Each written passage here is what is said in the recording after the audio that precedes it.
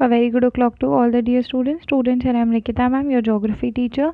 Today we are going to start our explanation of chapter 2nd, that is the atmosphere. Okay, so we all know that Earth is composed of three realms of the earth. There are three realms of the earth, or the three regions of the earth, which are most important for the existence of the life on the earth. These are lithosphere, atmosphere and hydrosphere. Okay, what is lithosphere? Lithosphere earth की वो layer है जहाँ पे solid crust यानी कि जो plane है जहाँ पे हम एग्जिस्ट करते हैं, रहते हैं, that is the lithosphere. Okay, soil.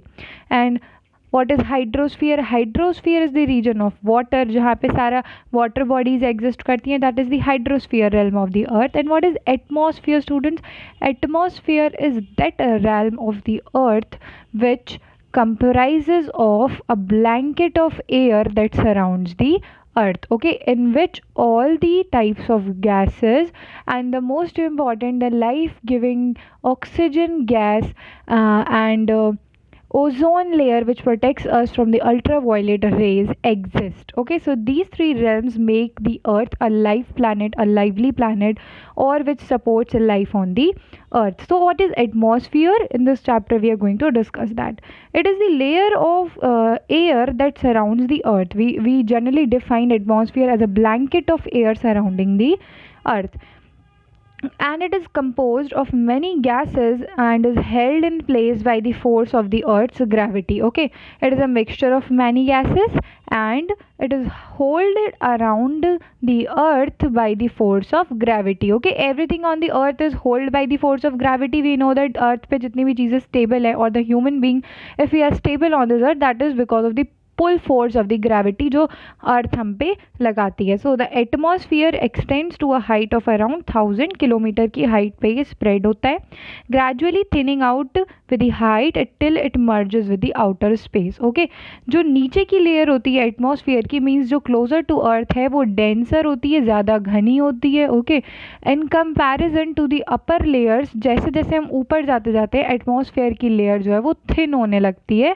Okay, and अब अराउंड अबाउट 1000 किलोमीटर से ऊपर वो जो लेयर होती है that merges with the outer space के साथ मर्ज हो जाती है. Okay, so what is the composition of the atmosphere? I told you it is a mixture of gases. So what are the major gases that comprise the atmosphere? These are nitrogen 78.08%, oxygen second major gas, that is 20.95%, and other gases, that is 0.97% only. So the two major gases that cover the whole atmosphere are nitrogen, the most abundant gas, सबसे ज़्यादा present होने वाली, that is 78.08%, and oxygen, that is 20.95%, and other gases like carbon dioxide, ozone, methane, these gases are present only 0.97% or comprise only a small part of the atmosphere. Okay, so it is made up of gases, water vapor and dust.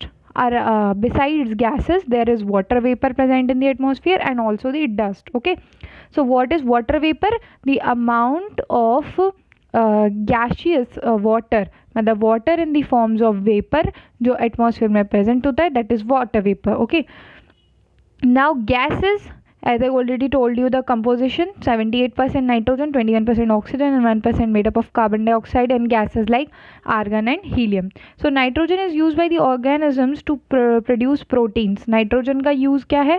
It is used up by the organisms to produce protein. Okay, next, oxygen is essential for life. Oxygen is the most important gas for the human itself, that we use to convert our food into the energy. Okay, oxygen का use क्या है? हमारे food को break down करके उसको energy में convert करना. And carbon dioxide is use by plants for photosynthesis. अपना फूड बनाने के लिए प्लांट्स उसे यूज़ करते हैं. ओके, वाटर वेपर क्या है? This only small percentage of water vapour present in the air. Air में बहुत स्मॉल क्वांटिटी में वाटर वेपर प्रेजेंट होता है and its quantity varies from place to place. Obviously जो वाटर वेपर की quantity होती है वो प्लेस टू प्लेस डिफरेंट होती है, क्योंकि it depends upon the climate. अगर किसी जगह का क्लाइमेट बहुत ज़्यादा ह्यूमिड है, ह्यूमिडिटी ज़्यादा है वहाँ के क्लाइमेट में, means coastal areas. Coastal areas का मतलब जो समुद्र के पास, सी के पास के एरियाज़ होते हैं उनमें ह्यूमिडिटी ज़्यादा होती है, इवेपोरेशन ज़्यादा होता है, इसलिए वाटर वेपर वहाँ के एटमॉस्फेयर में ज़्यादा होती है इन कंपैरिजन टू दी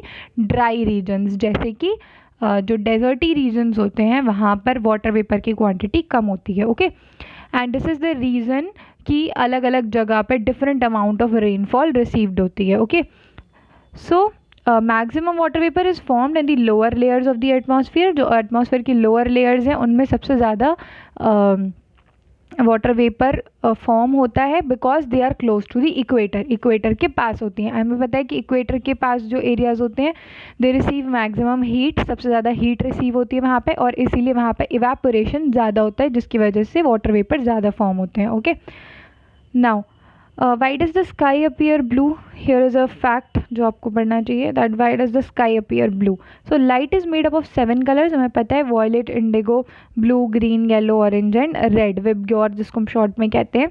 और ये कलर्स हम कब देख पाते हैं? जब rainbow is formed in the sky. Rainbow कैसे फॉर्म होता है? When sunlight passes through the drops of water, जो कि एक्ट करती है एक प्रिज्म की तरह, जो कि वाइट लाइट को स्प्लिट करता है 7 कलर्स में। Okay, this phenomena you must have studied in your science. And at times क्या होता है? Sunlight is scatter in all direction by gases and particles. Sunlight सारे डायरेक्शंस में फैल जाती है, और ब्लू लाइट जो होती है वो ज़्यादा स्कैटर होती है, ज़्यादा फैलती है in comparison to other colours, क्योंकि जो उसकी वेव्स होती हैं वो शॉर्टर वेव्स होती हैं। ओके, सो दे स्कैटर मोर, ठीक है, क्योंकि अदर कलर्स की जो वेव्स होती हैं वो लॉन्गर वेव्स होती हैं, जिसकी वजह से वो डिम हो जाती हैं, मतलब ब्राइट नहीं दिखती उतनी जितना कि ब्लू कलर दिखता है। इसीलिए during the day we the sky appears us to as blue. Okay, now dust particles भी होते हैं एटमॉस्फेयर में। It suspended, it holds suspended particles of pollen, dust, salt from the sea, soot and smoke from automobiles and factories. जितने भी सारा various gases, dust particles produce होते हैं वो सब एयर में, एटमॉस्फेयर में एक स्मॉल अमाउंट में प्रेजेंट होते हैं। और जब इन डस्ट पार्टिकल्स पे कंडेंसेशन हो जाता है, यानी कि जो वाटर वेपर है वो जम जाती है, तो different amounts of precipitation, different kind of precipitation यानी कि क्लाउड्स या फॉग हमें दिखने लगता है। Okay, now role of the atmosphere in sustaining life on the earth. Role क्या है एटमॉस्फेयर का अर्थ पे लाइफ सस्टेन करने में? As I already told you that without an atmosphere there would be no life on the अर्थ।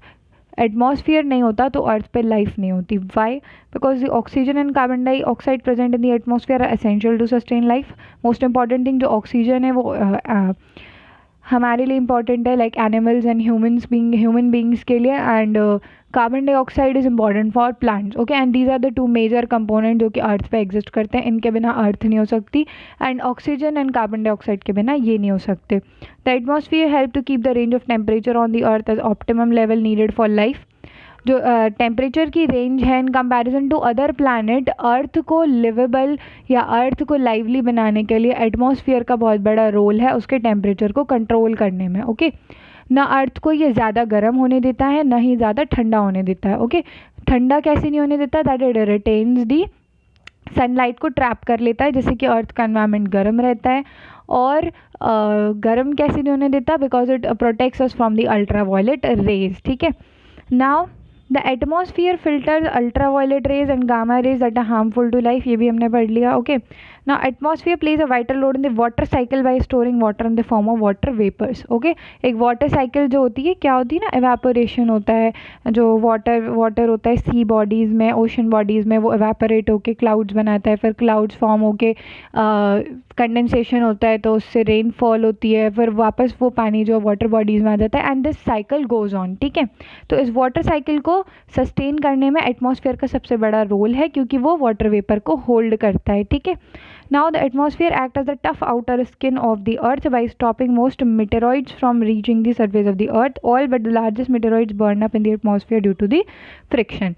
और अर्थ को different kinds of outer space के जो थ्रेड्स होते हैं, जैसे कि मेटेरॉइड्स हैं और जो भी डिफरेंट कॉमेट्स आते हैं, उनसे बचाने का काम भी करता है, तो it is a protective layer overall. ठीक है, क्योंकि जो मेटेरॉइड्स होते हैं वो अर्थ की आउटर लेयर में ही बर्न हो जाते हैं. Okay, so that's all for today. Hope it is clear to you. Will continue the chapter in the next video. Thank you.